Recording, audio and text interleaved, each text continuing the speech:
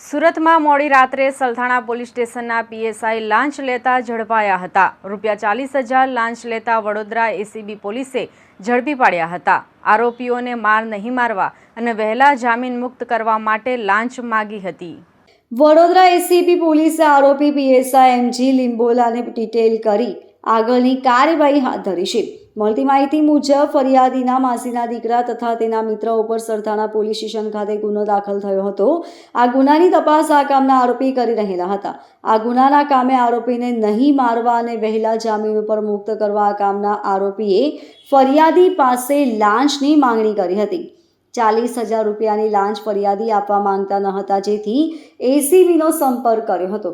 વડોદરા એસીબીએ લાંચનું છટકું ગોઠવ્યું હતું। આ લાંચના છટકા દરમિયાન આરોપી ફરિયાદી સાથે આરોપીએ હેતુલક્ષી વાતચીત કરી હતી। લાંચના નાણાં સ્વીકારી પકડાઈ જઈ ગુનો કર્યો હતો। Bureau report LK star news, Surat.